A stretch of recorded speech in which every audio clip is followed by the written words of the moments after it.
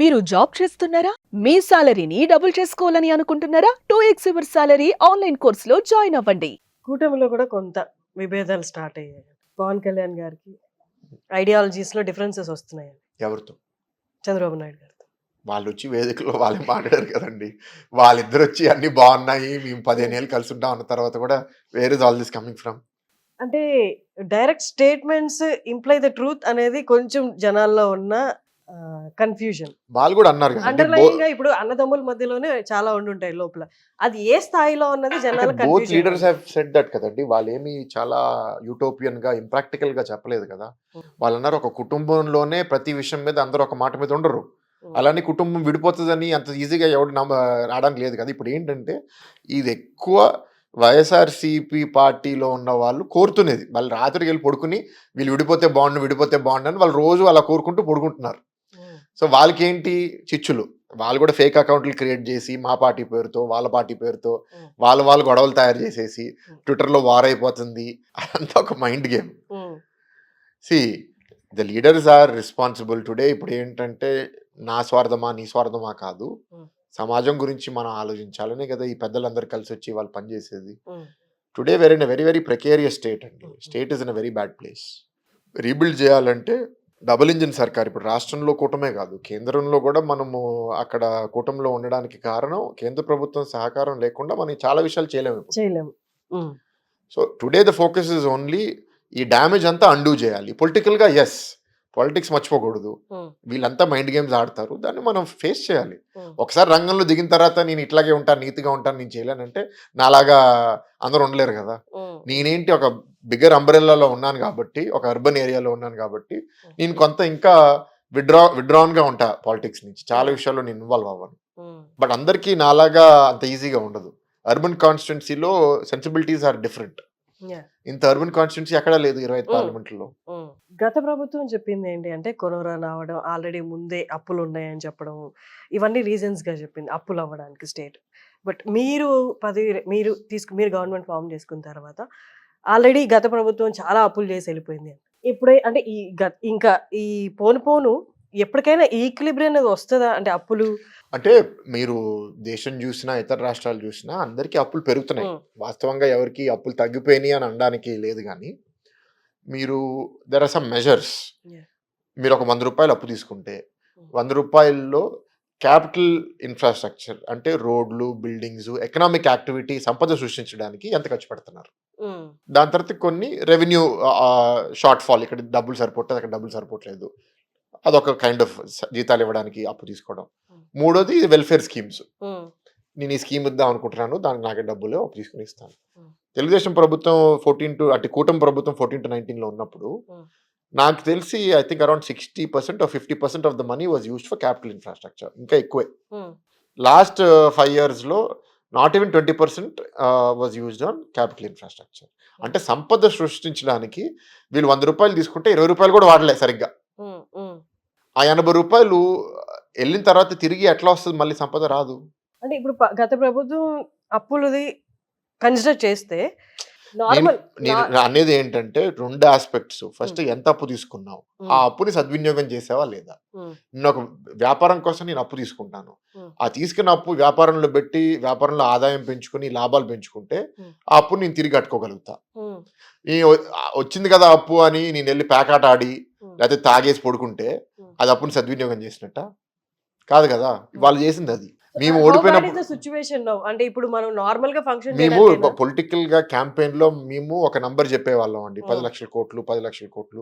కొంతసేపు తర్వాత 11-12 లక్షల కోట్లు కూడా అన్నాం. బట్ యాక్చువల్ గా ఇప్పుడు వెరిఫై చేస్తే ఇంచుమించు 10 లక్షల కోట్లు ఆన్ పేపర్, వైట్ పేపర్ కూడా రిలీజ్ చేసింది గవర్నమెంట్, ఇప్పుడు ప్రస్తుత గవర్నమెంట్.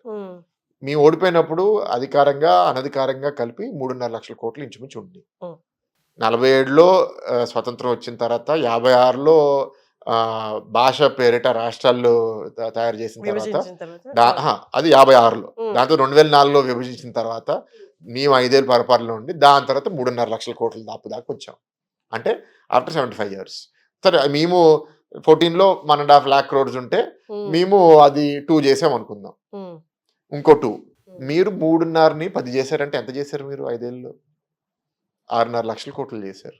అంటే సంవత్సరానికి 1,30,000 minimum. Wear is the comparison? అదే అంటున్నాను కదా, ఇందాక కూడా మీకు చెప్పాను చూడండి, ఎక్స్కి 100x తేడా అని చెప్పాను చూడండి.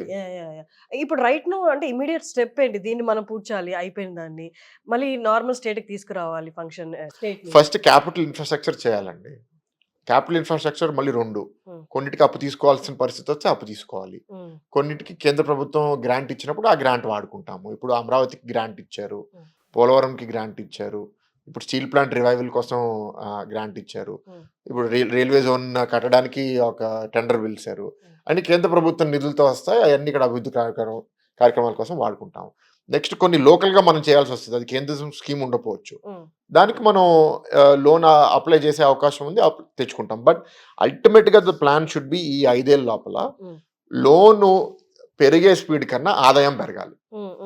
ఎప్పుడైతే ఆదాయం స్పీడు లోన్ కన్నా పెరుగుతుందో మన లోన్ని కట్టడం మన గుప్పట్లో వస్తుంది.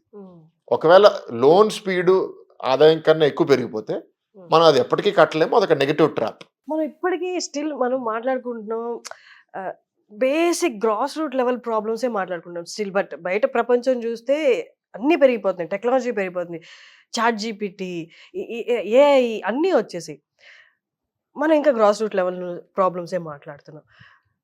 అట్లీస్ట్ అంటే ఒక sector of people, educated people ఉన్నారు, అది కూడా పక్కన పెట్టేస్తే, వాళ్ళని ఎడ్యుకేట్ చేసి వాళ్ళకి ఇది టెక్నాలజీ వచ్చాను అది పక్కన పెట్టేస్తే, పీపుల్ రిప్రజెంటేటివ్స్ ఎవరైతే ఉన్నారో వాళ్ళకి కూడా చాలా మందికి ఏ అంటే ఏంటో తెలియదు, చాట్ జీపీటీ అంటే తెలియదు. వీళ్ళకి మొత్తం అంటే అవగాహన ఉన్న ప్రపంచంలో ఏ జరుగుతుంది, ఎలాంటి టెక్నాలజీ బయటకు వస్తుంది, ఎవరు దేంతో ముందుకు వెళ్తున్నారు అన్నది వీళ్ళకి అవగాహన కంపల్సరీ చేసే సిచ్యువేషన్స్ ఉంటాయా, వస్తాయా? అంటే there are different aspects to this అండి. ఒకటి, ప్రజాప్రతినిధులు చాలా మంది they are reflection of society. వాళ్ళేమీ మూన్ నుంచి రాలేదు.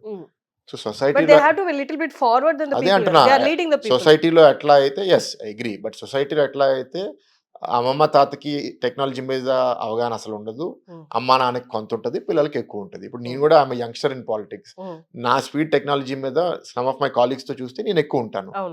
So that is one. మీరు అన్నట్టు ఎస్, ప్రజాప్రతినిధిగా నీకు బాధ్యత ఎక్కువ ఉంటుంది చేయడానికి. ప్రత్యేకంగా there is legislators and there is executive. Executive అంటే గవర్నమెంట్లో ఎవరు, మంత్రులు, వాళ్ళ పేషీలు. సో వాళ్ళందరూ ఏంటి, వాళ్ళ they have to operate on a certain system. Government ఎప్పుడు 14 to 19 అప్పుడు మనం ఈ ఫైల్ సిస్టమ్ తీసుకొచ్చాం, బహుశా ఫస్ట్ ఇన్ ద కంట్రీ. అప్పుడు కూడా మనకి ఎకనామిక్ గా బ్యాక్వర్డ్ గా ఉన్నాం, కానీ ఈ ఫైల్ మనం ఎందుకు తీసుకొచ్చాం?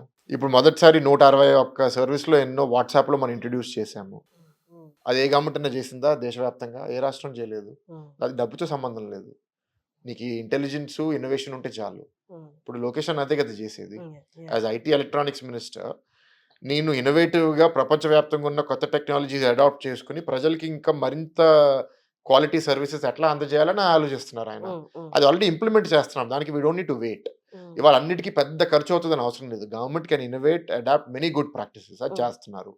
19 ముందు మేము ఒక మంచి ఐడియాతో ముందుకెళ్ళాము. ఏంటంటే, ఏదన్నా స్టార్టప్ ఉంది, మీకు ఒక మంచి ఐడియా ఉంది, సమాజంలో మీ స్టార్టప్ ద్వారా ఒక మేలు జరగబోతుంది, మీరు మీ సర్వీస్ ఫస్ట్ వచ్చి గవర్నమెంట్కి అమ్మండి, గవర్నమెంట్ ప్రాబ్లమ్ని మీరు సాల్వ్ చేయండి, మేము మీకు యాక్సెస్ ఇస్తాము, మేము మీకు ప్రిఫరెన్షియల్ రేట్ ఇస్తాము, ఇవన్నీ చెప్పాం. స్టార్టప్స్ చాలా వచ్చినాయి ఆంధ్రాకి, వీళ్ళు వచ్చి అన్నీ క్యాన్సిల్ చేస్తారు 19లో. అందరూ పెట్టుబడి సర్దుకుని కొందరు హైదరాబాద్కి వెళ్ళిపోవడం, కంపెనీ మూసేయకపోవడం, ఇట్లా అన్నీ జరిగింది. సో అసలు ఆ ఇన్నోవేషన్ మీద కమిట్మెంటే లేదు ముందు. There again rebuilding it. So it will take time. As far as the youth is concern, ఇవాళ కొందరు యూత్ ఏంటంటే ఇక్కడ అవకాశాలు దొరక్క హైదరాబాదు, బెంగళూరు, చెన్నైకి వెళ్ళిపోయారు. ఎప్పుడైతే టీసీఎస్ లాంటి కంపెనీ ఇక్కడ వచ్చి పెద్ద ఆపరేషన్స్ పెడతారో, కొందరు 20-30% ఆఫ్ ద వర్క్ ఫోర్స్ మళ్ళీ తిరిగి వచ్చేస్తారు. ఎందుకంటే ఎక్కడికో వెళ్ళి పనిచేసే బదులు అదే ఉద్యోగం మా ఇంటి దగ్గర ఉండి పనిచేయగలిగితే వై నాట్, లేకపోతే మా రాష్ట్రంలో ఉండి పనిచేయగలిగితే why not. So we want to attract ఎవరైతే ఆంధ్రాతో కమిట్మెంట్ ఉంది, ఇక్కడ రూట్స్ ఉన్నాయో వాళ్ళని తిరిగి తెచ్చుకోవడానికి మొదటి ప్రయత్నం. 2, ఇప్పుడు వచ్చే యూత్ని మంచి క్వాలిటీ ఎడ్యుకేషన్ ఇవ్వాలి వాళ్ళకి, ఈ మారే టెక్నాలజీ వరల్డ్లో వాళ్ళు అడాప్ట్ అవ్వడానికి. సో ఎడ్యుకేషన్ సిస్టమ్ని చాలా ఇంప్రూవ్ చేయాలి. సో దానికి ఇవాళ లోకేష్ గారు మినిస్టర్ ఉండడం అనేది ఐఎమ్ వెరీ హ్యాపీ. ఎందుకంటే అక్కడ ఏంటంటే చాలా హార్డ్ వర్క్తో మనం ఎడ్యుకేషన్ సిస్టమ్ని ఎట్లా రిఫార్మ్ చేయాలి, ఎట్లా దీన్ని నెక్స్ట్ లెవెల్ తీసుకెళ్లాలి అనేది చాలా కమిట్మెంట్తో పనిచేస్తున్నారు ఆయన. అండ్ రీసెంట్ సెషన్స్ లో నారా లోకేష్ గారు కూడా కొంచెం అగ్రెసివ్నెస్, కొంచెం వాయిస్ మంచిదే కదా, గుడ్. ముందు అగ్రెషన్ లేదంటున్నారు, ఇప్పుడు అగ్రెషన్ ఉంటే మంచిది కదా. అదే again I'm telling you, aggression is different, Mm. అహంకారము ఆరగెన్స్ ఇస్ డిఫరెంట్.